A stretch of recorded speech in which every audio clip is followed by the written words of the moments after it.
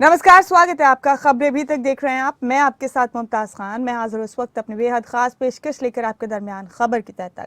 अपने इस कार्यक्रम के जरिए हमारा मकसद है कि हर ओर अहम खबर की तह तक पहुंचे हम, जो सीधे आम आदमी के सरोकार से जुड़ी होती है। और इसमें हमारी मदद करते हैं हमारे ब्यूरो हेड्स और हमारे तमाम अहम साथी। तो आइए शुरुआत करते हैं। उत्तराखंड से अहम खबर का रुख करेंगे। उत्तराखंड के उत्तरकाशी में टनल में फंसे लोगों का रेस्क्यू ऑपरेशन लगातार जारी है। बता दें आपको कि यहाँ सुरंग धंसने से तकरीबन 20 मजदूर धंसे हुए। माफ कीजिएगा, 40 मजदूर फंसे हुए हैं। राहत और बचाव का काम युद्ध स्तर पर जारी है। पीएम मोदी ने सीएम धामी से इस हवाले से फोन पर बात भी की और 40 मजदूरों को बचाने के लिए 2 दिन से रेस्क्यू ऑपरेशन लगातार जारी। उत्तरकाशी हादसे के बारे में पीएम मोदी ने जानकारी ली मुख्यमंत्री धामी से और बचाव कार्यों की भी जानकारी ली। अब तक 2 बार सीएम धामी से बात कर चुके हैं प्रधानमंत्री मोदी। ना अंदर तो मैं अंदर हम मंदिर थी आप पीछे आपने पूजा की पूजा की भगवान भोगना की बाबा भोगना की कृपा हो जाएगी। उसी छतर छामे तो सोरंग बन उसी की पूजा।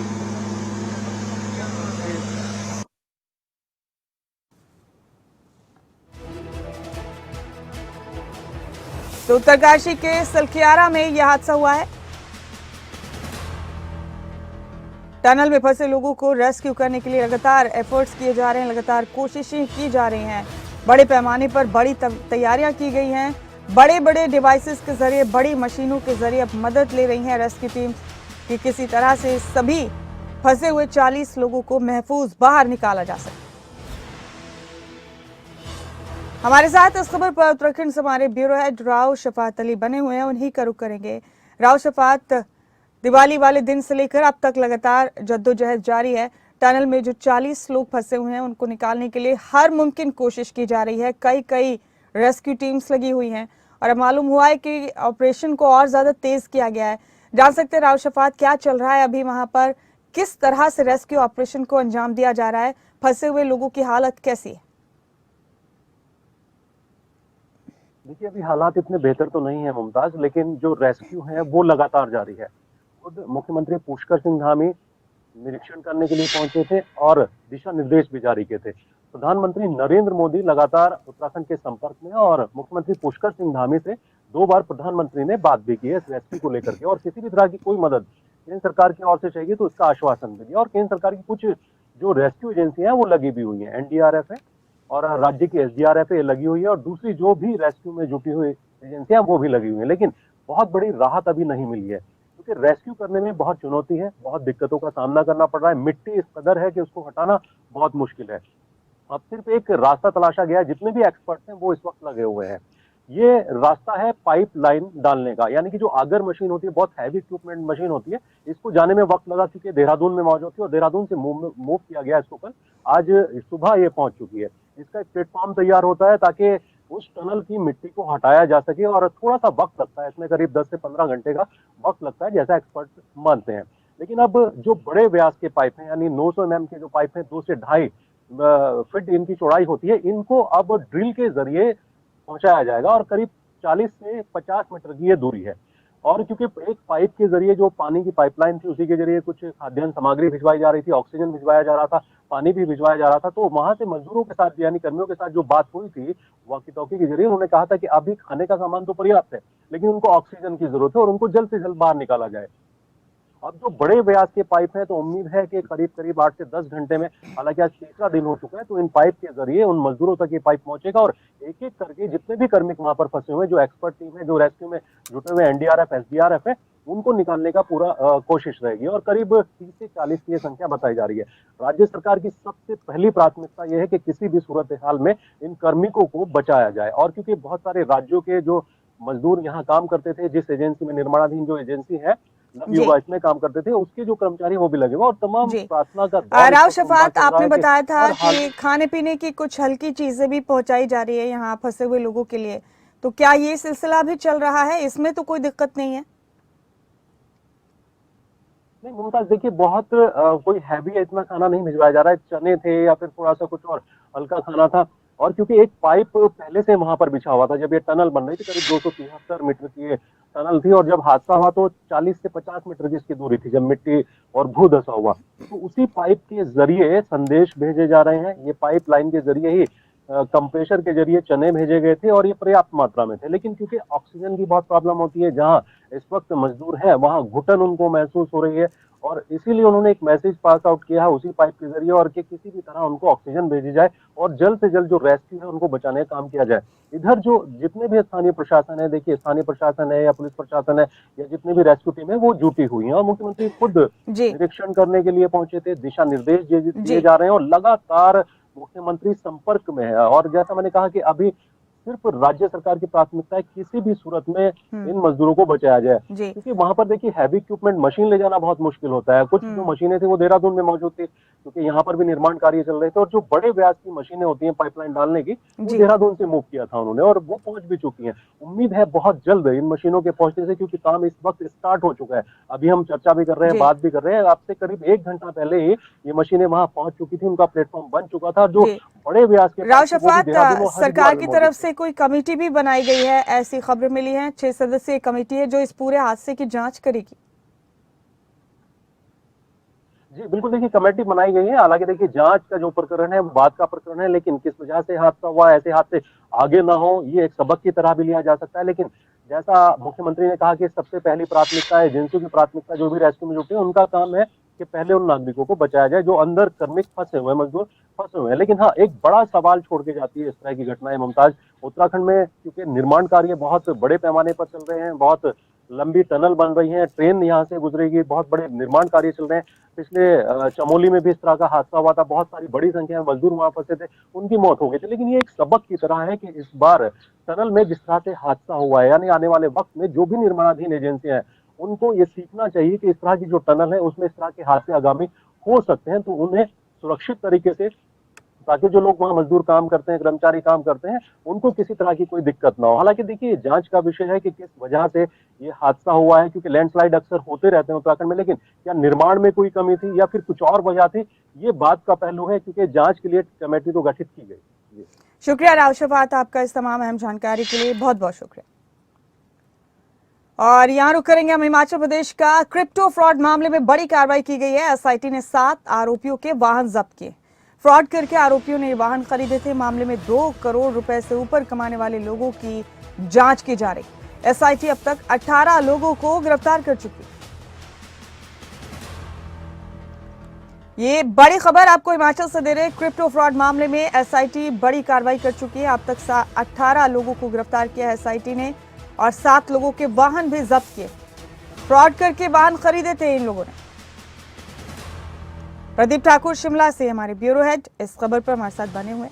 प्रदीप, क्रिप्टो फ्रॉड मामला काफी सुर्खियों में रहा है हिमाचल प्रदेश में, और अब से नहीं, तकरीबन 2018 से इस वजह से लोगों ने बहुत पैसा अपना गंवा दिया। लेकिन अब एसआईटी बड़ी कार्रवाई कर रही है। कई लोगों की गाड़ियां जब्त की हैं, 18 लोगों को अरेस्ट भी किया गया है।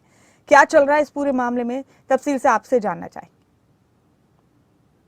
बिल्कुल, देखिए मुमताज, हिमाचल में लगभग 2500 करोड़ रुपए का ये क्रिप्टो फ्रॉड हुआ है, और इसकी परतें अब धीरे धीरे करके खुल रही है कि किस तरह से क्रिप्टो करेंसी फ्रॉड को अंजाम दिया गया है। और इसी कड़ी में हम कह सकते हैं कि जो एसआईटी गठित की गई है उसको बड़ी कामयाबी भी मिली है, और उसके साथ साथ बड़ी कार्रवाई की गई है उन आरोपियों पर जिन्होंने क्रिप्टो करेंसी फ्रॉड करके जो उसकी काली कमाई से वाहन खरीदे थे। और 7 वाहन ऐसे जब्त किए गए हैं, और उसमें एक महिला भी है, उसका वाहन भी जब्त किया गया है। क्रिप्टो करेंसी फ्रॉड करके जो कमाई हुई है उससे ये खरीदारी हुई थी। इससे पहले भी हिमाचल प्रदेश में जो पुलिस की तरफ से एसआईटी बनाई गई है उसकी तरफ से लगभग 12 करोड़ रुपए की जब्तियां पहले भी की जा चुकी हैं, संपत्तियां सीज की जा चुकी हैं, और भी वाहन भी उनके सीज किए जा चुके हैं, और उनके पास जो इलेक्ट्रॉनिक गैजेट्स हैं उनको जो है वो सीज किया गया है। तो ये तमाम चीजें अब तक हुई हैं। लेकिन अब कार्रवाई उन लोगों पर की जा रही है जिन्होंने 2 करोड़ रुपए से ज्यादा की कमाई की है इस क्रिप्टो फ्रॉड करके, और उसमें लोगों का पैसा डुबोया है, और उस कमाई के जरिए उन्होंने प्रॉपर्टी बनाई है, या उन्होंने वाहन खरीदे हैं, या और भी इस तरह का जो उनकी तरफ से कोई चीजें खरीदी गई है या संपत्ति खड़ी की गई है, वो फ्रीज किया जा रहा है। तो ये तमाम कार्रवाई पुलिस की तरफ से की जा रही है, क्योंकि अभी पहले चरण की कार्रवाई है, और उसमें 2 करोड़ से ज्यादा की कमाई करने वाले लोग उस कार्रवाई के घेरे में है। अगले चरण में जिन्होंने 1 करोड़ रुपए तक कमाई की है वो इसमें होंगे। और जानकारी ये है कि ये गिरफ्तारियां बढ़ सकती है, क्योंकि अभी तक जो कार्रवाई हुई है उसमें 18 लोगों को गिरफ्तार किया गया है और अभी ये संख्या बढ़ सकती है, 50 से ज्यादा गिरफ्तारियां हो सकती है। जानकारी तो ये भी है 70 से 80 लोग ऐसे हैं जिन्होंने 2 करोड़ रुपए से ज्यादा कमाया है, यानी 2 करोड़ मिनिमम में है, उसके ज्यादा किसी ने 200 करोड़ प्रदीप, कमाए हैं, इस मामले में 50 ये भी करोड़ खबर कमाए हैं। सामने आई कि ये जो फ्रॉड करने वाले लोग हैं वो अब ये कार्रवाई होने के बाद लोगों का पैसा लौटा भी रहे हैं। बिल्कुल, देखिए हिमाचल के डीजीपी संजय कुंडू की तरफ से इस जानकारी दी गई है। उन्होंने कहा कि जो हमारे पास रिपोर्ट है, हालांकि ऑन रिकॉर्ड ये नहीं है, लेकिन जो रिपोर्ट्स हमारे पास पहुंची है 80% पैसा वापस लौटाया जा चुका है जो क्रिप्टो फ्रॉड में आया था। यानी जिन लोगों ने लोगों का पैसा लगाया, किसी दूसरे व्यक्ति का पैसा लगाया और उसको मोटा मुनाफा का जो है वो सब्ज़बाग दिखाया गया था, उनको अब ये कहकर वापस पैसा लौटाया जा रहा है कि जो उनका मूलधन है वो उनको मिलेगा। ये इसलिए हो रहा है ताकि लोग उनके खिलाफ एफआईआर ना करे और फिर पुलिस उनके ऊपर कार्रवाई करती। तो इससे बचने के लिए वो पैसा लौटा रहे हैं, जो है हम कह सकते हैं कि चुपके से किसी के घर में जाके, या किसका 50,000 लगा हो या किसी का 5 लाख लगा हो, तो उसका पैसा उसको लौटाया जा रहा है, ऐसी पुलिस के पास सूचना है। लेकिन क्योंकि क्रिप्टो फ्रॉड हुआ है तो ऐसे में कार्रवाई उन पर भी होगी जो ये पूरा स्कैम इन्होंने क्रैक कर लिया है। पुलिस ने अब तक जो है जो वेबसाइट इसके जरिए ये सारा लेन देन हुआ है, सारे सब लोगों की आईडी उसमें उपलब्ध, लगभग 1 लाख लोगों की आईडी उस वेबसाइट में उपलब्ध है, तो वो सारा डिकोड पुलिस ने कर लिया है। कार्रवाई होगी, लेकिन इतना जरूर है कि कुछ लोगों ने पैसा लौटाना जो है वो शुरू कर दिया है, जिन लोगों का पैसा उन्होंने लगाया था, ताकि उनकी गिरफ्तारियां ना हो, ताकि उन पर कार्रवाई ना हो। लेकिन पुलिस का कहना है कि हम इस पर कार्रवाई जारी रखेंगे और इसमें अभी तक जो जानकारी है कि 500 करोड़ के आसपास पैसा ऐसा है जिसको वापस नहीं लाया जा सकता है। ये भी हिमाचल पुलिस के ही जो संजय कुंडू है उनकी तरफ से जानकारी दी गई थी। लेकिन फिर भी कोशिश ये की जाती है कि लोगों का पैसा बेशक जो है उनको मिल जाए, लेकिन जिन्होंने ये गलत काम किया है उनको सजा भी मिले, और उसके लिए जो एक्शन है वो भी यहाँ पर लिया जा रहा है और इसमें लगातार कार्रवाई का दौर इस वक्त चल रहा है। प्रदीप, ये जो फ्रॉड करने वाले हैं इतना बड़ा, क्या ये ज्यादातर लोग हिमाचल प्रदेश से ही ताल्लुक रखते हैं या बाहर के भी लोग इसमें शामिल? देखिए, जो अभी तक गिरफ्तारियां हुई है और इसके साथ साथ जो मुख्य सरगना है, ताकि उसमें एक जो मुख्य सरगना है सुभाष है, वो विदेश फरार हो चुका है और उसको वापस लाने के लिए लुकआउट नोटिस भी जारी किया गया है। लेकिन अभी तक जो गिरफ्तारियां हुई है और जो पुलिस के पास अभी तक जानकारी है उसमें ये सभी के सभी फ्रॉड करने वाले हिमाचली थे। लेकिन मदद जो है बाहर से बेशक उन्होंने ली है, इस तरह से काम सीखा है, और उसमें कुछ पुलिस के लोग शामिल हैं जो साइबर सेल में पुलिस में काम करते थे। यही जानकारी निकलकर सामने आई है कि एक पुलिस का जो कर्मचारी है उसने स्वैच्छिक सेवानिवृत्ति लेकर तो फ्रॉड में पैसा लगाया, फिर लोगों का पैसा भी लगाया और लगभग 50 करोड़ रुपए की व्यक्ति ने कमाई की है। वो आप अंदाजा लगा सकते हैं कि बड़े स्तर पर ये स्कैम हुआ है और ज्यादातर लोग इसमें हिमाचल के इन्वॉल्व हैं, स्कैम करने वाले भी। और आपका बहुत बहुत शुक्रिया प्रदीप, इस खबर की तह तक पहुंचने के लिए और तमाम अहम अपडेट हमारे दर्शकों तक पहुंचाने के लिए। इस बीच रोहतक से दे रहे हैं आपको एक बड़ी खबर। अवैध शराब की बिक्री को लेकर 2 गुटों में झगड़ा हो गया। रोहतक में ओल्ड सिटी के माता दरवाजा इलाके में गोलियां चली और सरेआम कई राउंड गोलियां चलाई गई। गोलियां चलने से दहशत में लोग गोलियां चलाते हुए सीसीटीवी में कैद भी हो गए बदमाश। दूसरे गुट ने छतों से शराब की बोतलें फेंकी। सूचना मिलने पर पुलिस भी पहुंची और जांच में जुटी। रोहतक से देवेंद्र दांगी हमारे ब्यूरो हेड इस खबर पर सीधे हमारे साथ बने हुए हैं। देवेंद्र, अवैध शराब की बिक्री को लेकर 2 गुटों में झगड़े की खबर है रोहतक से। इतना ही नहीं, सरेआम फायरिंग हुई है। जाहिर है इसके बाद लोगों में दहशत होना लाजमी था। सीसीटीवी में ये पूरा मामला कैद हुआ है। क्या है पूरा मामला, कौन है 2 फरीक? देवेंद्र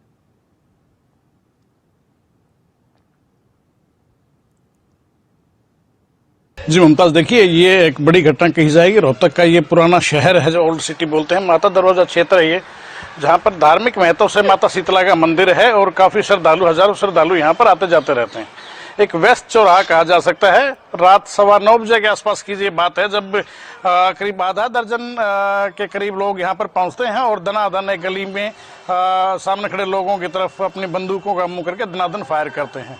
और उसके बाद जो दूसरा पक्ष है वो भी दहशत में आ जाता है। छतों पे लोग चढ़ जाते हैं और छतों से वो लोग शराब की या बियर की बोतल्स जो है ना वो उनके ऊपर फेंकना शुरू कर देते हैं, पत्थर फेंकना शुरू कर देते हैं। काफ़ी देर तक ये हंगामा चलता है पूरी कॉलोनी में। आसपास के लोग या जो राहगीर थे जो क्योंकि ये रास्ता जो है वो बाजार को जाता है, बड़ा बाजार बाबरा मोहल्ला को रास्ता जाता है, काफ़ी भीड़ भाड़ वाला ये इलाका कहा जाता है। वो जो जितने भी राहगीर थे दहशत में आ जाते हैं। सरेआम गोलियां चल रही हैं, 2 लोग बंदूक लेकर फायर कर रहे हैं। और ये चौराहा जहां पर अमूमन पुलिस की पीसीआर खड़ी होती है, रात को पता नहीं वो पीसीआर कहां थी, क्यों नहीं थी यहाँ पर, लेकिन घटना हुई। काफ़ी देर तक हंगामा होता रहा। एक तरफ से गोलियां चलाई जाती रही, दूसरी तरफ से ईंट पत्थर और शराब की या बियर की बोतल फेंकी जाती रही। पूरी रोड पे अगर देखें तो काफ़ी मात्रा में वहाँ पर ईंट पत्थर या कांच जो टूटे पड़े थे।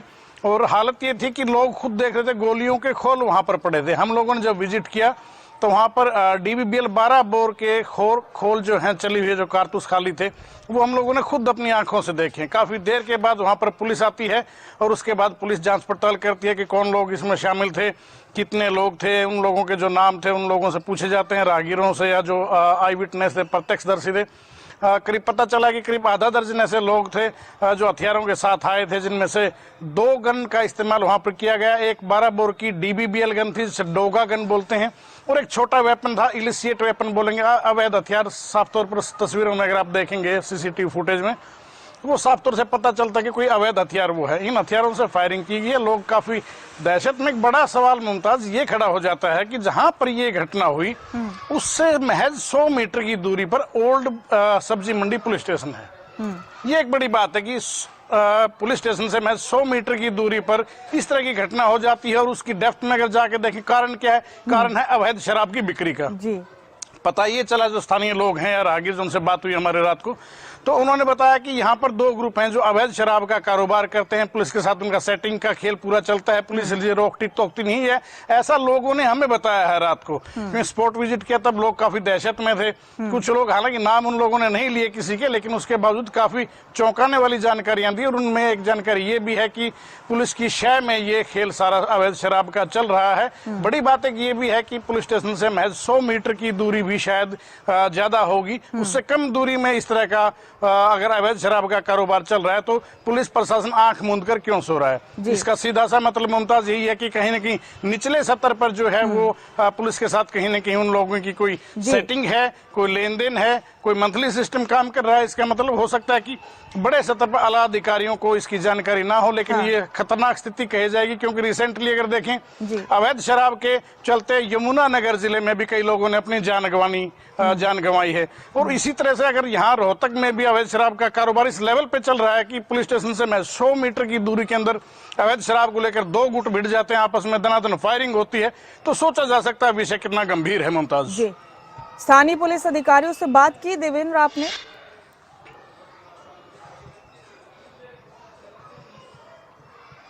जी बिल्कुल, देखिए हमारी पुलिस से जो कंसर्न पुलिस स्टेशन है उनके अधिकारियों से हमारी बात हुई तो पुलिस अधिकारियों का कहना था कि अभी तक हमारे पास रिटर्न कंप्लेंट नहीं आई है। हम लोग स्पॉट विजिट करके आए हैं और रात को CIA की जो हमारी टीमें थी उन्होंने भी मौका मुआयना करके जांच पड़ताल की है। जो खोल मिले हैं वहां से आधा दर्जन के आसपास पुलिस को चले हुए कारतूस मिले हैं, वहां पर वो कब्जे में लिए हम लोग जांच पड़ताल कर रहे हैं। ये कैसी जांच पड़ताल है समझ में नहीं आता। ये जांच पड़ताल आपको करनी चाहिए कि आप अवैध शराब का कारोबार कैसे हो रहा है उस चीज की जांच पड़ताल पहली प्राथमिकता होनी चाहिए। लेकिन हकीकत ये घटना के बाद, सांप निकलने के बाद पुलिस लकीर पीट रही है, मुझे कहने में कोई दो राय नहीं है। शुक्रिया देवेंद्र आपका इस खबर की तह तक पहुंचने के लिए और ये तमाम जानकारी हमारे दर्शकों तक पहुंचाने के लिए। आगे बढ़ते हुए बता दें आपको कि हरियाणा के मुख्यमंत्री की विधायकों के साथ बैठक होगी। बीजेपी विधायकों के साथ बैठक करेंगे मुख्यमंत्री। आज दोपहर 3 बजे मुख्यमंत्री मनोहर लाल बैठक करेंगे और कई मुद्दों पर विधायकों के साथ चर्चा करेंगे।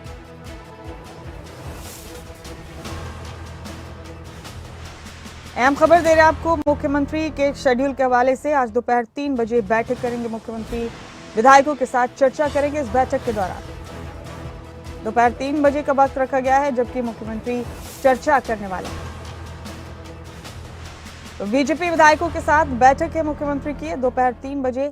अहम अपडेट दे रहे हैं आपको और चर्चा करेंगे। विधायकों के अपने हलकों में किए जा रहे विकास कार्यों का जायजा भी लेंगे और कई अहम एजेंडों पर बातचीत करेंगे मुख्यमंत्री। दोपहर 3 बजे का वक्त रखा गया है इस बैठक के लिए। हरियाणा के मुख्यमंत्री मनोहर लाल के आज के शेड्यूल के हवाले से आपको अहम खबर दे रहे हैं, आज बीजेपी विधायकों के साथ बैठक करेंगे मुख्यमंत्री मनोहर लाल दोपहर 3 बजे। हमारे पॉलिटिकल एडिटर अनिल मोहर इस खबर पर हमारे साथ बने हुए हैं। अनिल, आज मुख्यमंत्री बीजेपी विधायकों के साथ बैठक करेंगे, जाहिर है उनके कामों का जायजा तो लेंगे ही। कोई खास वजह आज की इस बैठक की अनिल? देखिए, मुख्यमंत्री कार्यक्रम की बात करें मुमताज, मुख्यमंत्री आज चंडीगढ़ में रहेंगे। मुख्यमंत्री कई बैठकों में रहेंगे। 3 बजे मुख्यमंत्री बीजेपी विधायकों के साथ मुलाकात करेंगे। मुख्यमंत्री तकरीबन हर मंगलवार को बीजेपी विधायकों से मुलाकात करते हैं। विधायकों के हलकों से संबंधित कामकाज पर इस बैठक में चर्चा होती है। मुख्यमंत्री फीडबैक लेते हैं और अमूमन जो मुख्यमंत्री की मुमताज बैठकें होती है, तकरीबन हर सप्ताह मुख्यमंत्री की बैठकें होती है, जिसमें बीजेपी के तमाम विधायक पहुंचते हैं।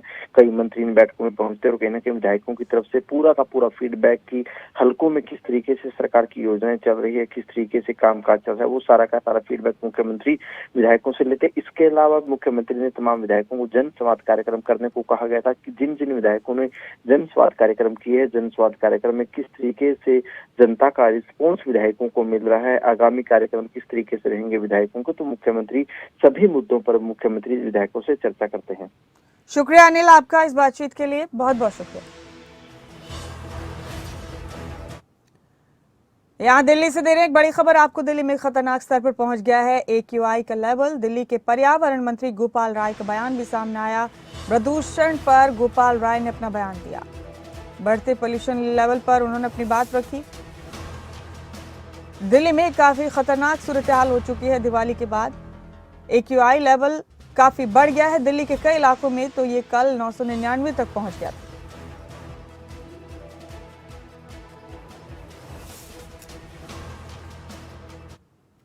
दिल्ली के अंदर इन्वायरमेंटल सेस का पैसा बचा हुआ है, तो इन्वायरमेंटल सेस का पैसा अगर बचा हुआ है तो इसके लिए पटाखे फोड़ने के लिए जो है आपको इजाजत मिल जाती है दिल्ली के लोगों में जहर घोलने की। भाई बारिश हुई और दिवाली के दिन प्रदूषण का स्तर काफी कम था, लगभग 200 के आसपास था। आपको क्या मिल गया इससे? और कल कौन सा त्योहार था जो पटाखे फोड़वाए गए?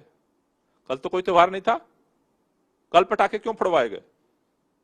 आपने कल कहा कि अब जो तरह से सर्दी भी बढ़ रही है और तापमान में गिरावट है, तो जो पोल्यूटेंट अभी वातावरण में वो बने रहेंगे, इसलिए अपने सोर्सेज को कम करेंगे। उसके लिए क्या कुछ आप लोग कर रहे हैं कि और प्रदूषण के जो कारक हैं उनके कारण प्रदूषण न पैदा हो? देखिए, दिल्ली के अंदर अभी जो हमने कल निर्णय लिया था कि ग्रैब 4 के जो नियम है, कुल मिलाकर के जो व्हीकल पोल्यूशन है, डस्ट पोल्यूशन है, उसको जो कंट्रोल करने के लिए प्रतिबंध लगाए गए हैं वो जारी रहेंगे।